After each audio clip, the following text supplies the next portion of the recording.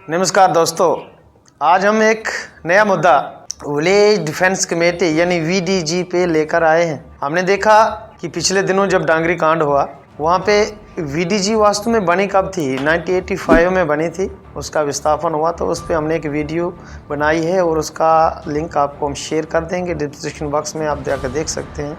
अगर आपने डिटेल में देखनी है तो वहाँ पे सब दिया हुआ है, प्लीज़ देखिएगा उसे। तो हमारा आज का जो कहने का विषय है वो ये है कि वीडीसी अब क्या पोजीशन है वीडीसी की और पॉलिटिकल पार्टियां वीडीसी को कैसे देख रही हैं, ये समझने की ज़रूरत है। पिछले दिनों फरवरी के महीने में एक दर्दनाक हादसा हुआ था टांगरी में, जहाँ पे मिलिटेंट रात को आए और मिलिटेंटों ने हमारे कुछ हिंदू परिवारों को वहाँ पे टारगेट किलिंग के नाम पे मारा, वहाँ पे हिट किया।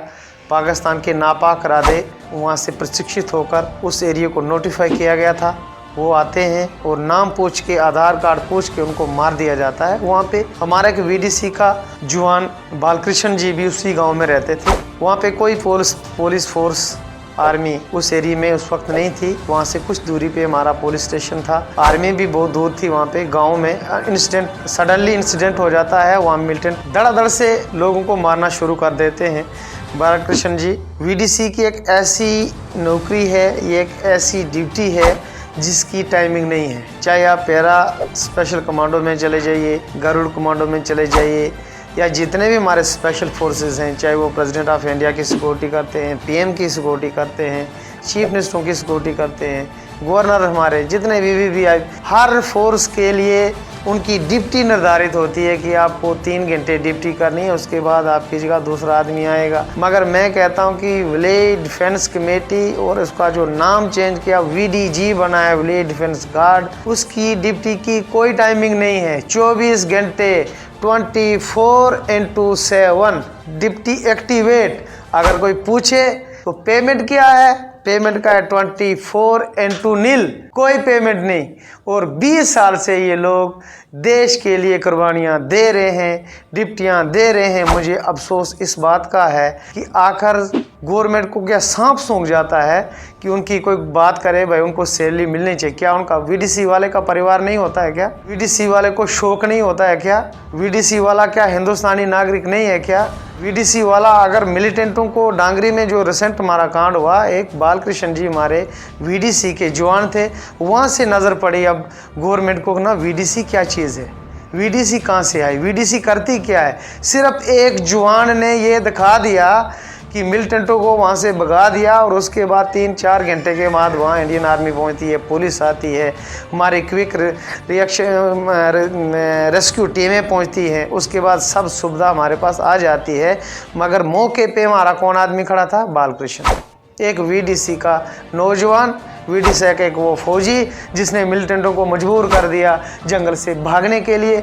वो जंगल में भागे, उसके बाद वहाँ पे पकड़ दकड़ शुरू हुई, सर्च ऑपरेशन शुरू हैं। तो मेरा कहने का यही मतलब है कि वीडीसी पे उनको ऑटोमेटिक वेपन दिए जाएं, उनको अच्छी सैलरी दी जाए। एक बालकृष्ण अगर वो कुछ कर सकता है तो वीडीसी कहाँ पे है? District Doda, district Kishtwar, district Udhampur, district Ramban, Poonch, Rajouri, Samba, Kathua, मतलब जम्मू का जो भी टोपोग्राफी है, बनारस से इस साइड का वो जितना भी एरिया है वहाँ पे वीडीसी है। वीडीसी इसलिए है, वीडीसी शौक से नहीं बनी थी, मजबूरी से बनी थी। क्यों? वहाँ से लोगों को माइग्रेशन करनी पड़ी। माइग्रेशन जब कश्मीरी पंडितों की माइग्रेशन हुई, उसके बाद जब मिलिटेंसी पीक पे आ गई, आपके डोडा के पीछे एक जगह आती है, आज भी जब हम कभी वहाँ से गुजरते हैं तो रोना आता है। बोलते हैं आज भी वहाँ पे रात में आवाज़ें लगती हैं, क्योंकि वहाँ पे 2 बारातें आ रही थी और वहाँ पे दोनों दुल्हों को मिलिटेंटों ने काटा था, मारा था।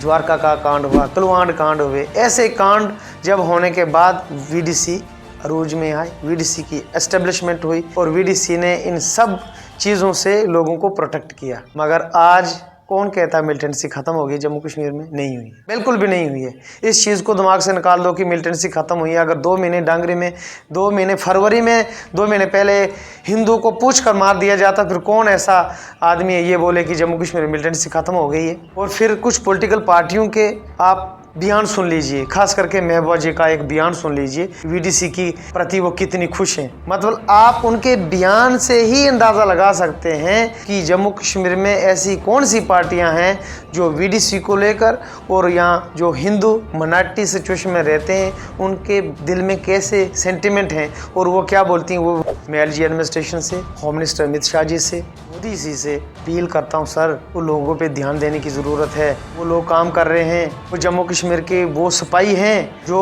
25 साल से सेवा दे रहे हैं और जिनकी ड्यूटी की कोई टाइमिंग नहीं है, 2 घंटे में शिफ्ट नहीं होती है, वहाँ 24 घंटे ड्यूटी देनी पड़ती है। कोई भरोसा नहीं है, कोई रूल रेगुलेशन नहीं है, मिलिटेंट का कोई रूल रेगुलेशन नहीं, वो रात में भी आ सकता है, दिन में भी आ सकता है। इसलिए उन लोगों पे ध्यान देने की ज़रूरत है। अगर एक एसपीओ को 18,000 मिलती है, मैं कहता हूँ कि वीडीसी को भी 18,000 मिलनी चाहिए, उनका राइट बनता है। वो अच्छी सैलरी हो गई, वो अच्छे ढंग से ड्यूटियाँ करेंगे।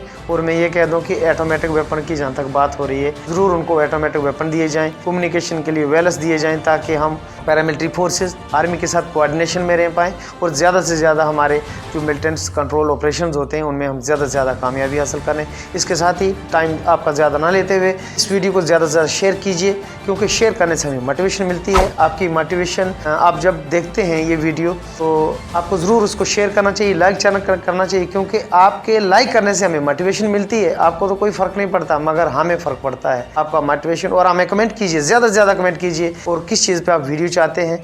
जय भारत।